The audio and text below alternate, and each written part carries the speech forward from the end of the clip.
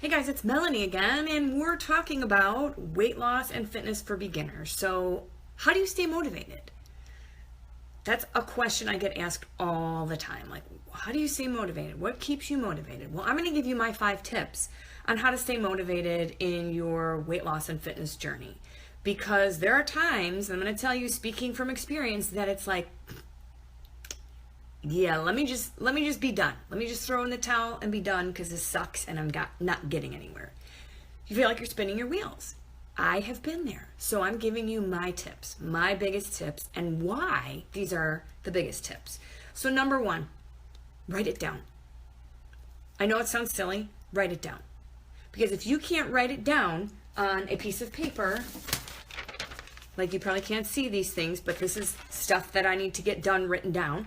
But if you can't write down and make out a plan as to why you want to lose weight, why you want to be stronger, why you want to have more confidence, why you want to be healthier, why is it that you're saying, I need to start a fitness program and possibly lose some weight or tone up?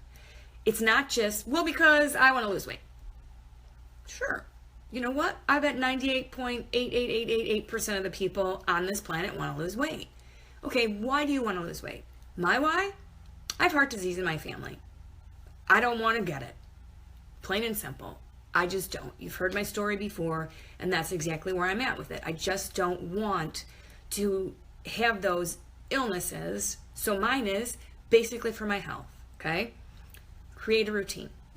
You have to create a routine. You have to make this important in your life, important enough that you know why you're doing it and you're going to do it every day. Write it out, put it in your schedule, whatever it is. Here's when I'm going to make meal plan. Here's when I'm going to work out.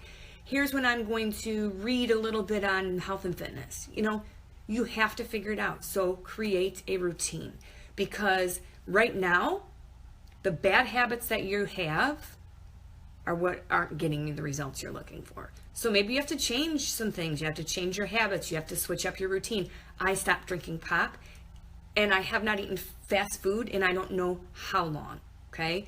Because unless I need, like, you know, some serious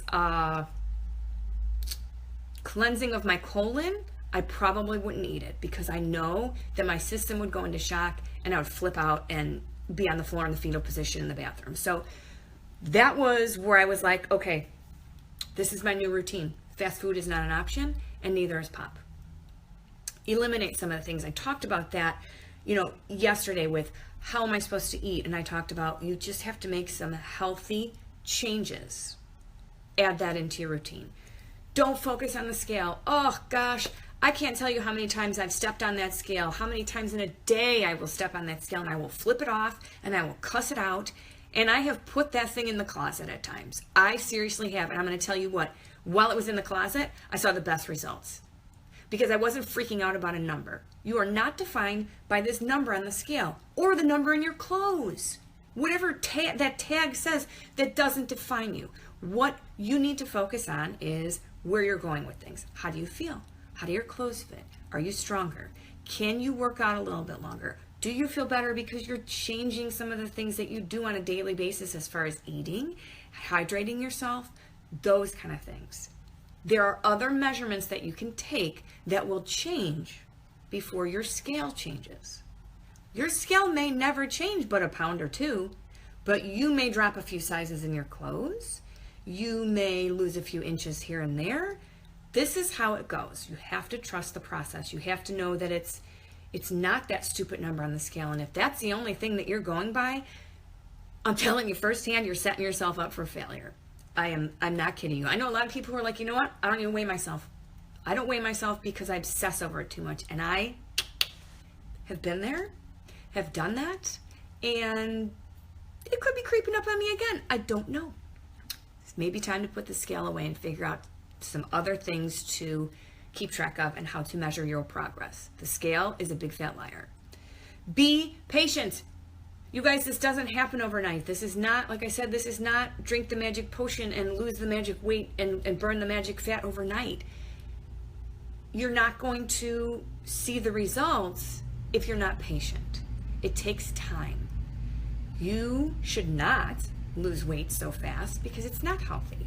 So you should be very patient with you adjusting to things, with you learning things, with you having to, obviously, like I said in the workout portion of yesterday's video, rest and recover. You have to listen to your body on that. So you have to be patient with yourself. Most important with you being patient, don't ever give up on yourself. Okay? Because every little step you take is going to get you there. But if you give up, you're going to be really frustrated. So recommit to all of this every single week. And if you need to change some of your why you're doing this and your goals, that's fine. Readjust. Leave room for error because sometimes it happens. I've fallen on my face quite a few times. But here's one thing I've never done. I've never given up on myself. No matter what obstacle comes in the way, you just revisit weekly, monthly, daily if you have to, what you want to accomplish and why you want to accomplish it. Because to me, when you ultimately know why, not just, maybe losing 5-10 pounds would be really cool. Or, hey, maybe being able to lift, my body weight would be cool. There has to be a deeper why of it. You have to write it down. You have to revisit it. You have to be patient. These things don't happen overnight. So for you to take that first step of starting a fitness and weight loss program, you should pat yourself on the back because that's the hardest thing, is taking that first step. Take those steps slowly and know that as long as you keep moving forward, even if you get knocked down a time or two, as long as you keep picking yourself back up and moving forward, everything's going to be cool. You're going to be just fine. So here's what I want to know.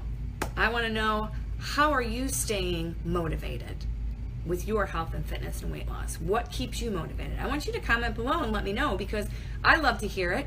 Because honestly, what keeps me motivated is all the people I work with. They motivate me more than they could ever possibly imagine. They motivate me to motivate them more. So sometimes it's the community that you're with and the people you hang out with that will help motivate you. That's tip number 6. I didn't have that in there, but that's tip number 6 is stay around people who motivate you. Oh, that should be like tip number 2 after you figured out why. Because if you're hanging out with people who aren't motivating you, who aren't pushing you to do better and be better than what you are, then you need to tell them to hit the road. Okay? Because the people that I work with have motivated me to continue to go, even on days when I don't want to, and even on days when I just don't feel motivated and I just don't want to do it. The people you let influence your life are going to be a huge factor on if you stay motivated or not, whether it be health and fitness, weight loss, or just life in general, because I kind of went on a tangent on that one. That one just popped in. It wasn't in my notes. I mean, hey, how about that? These are things that are so possible if you just set your mind to it and you know exactly why you're doing it. So comment below. I want to know what it is that you do to stay motivated with your weight loss and fitness, and I'll see you guys in the next episode. Have a great day, and thank you for getting on. I appreciate it.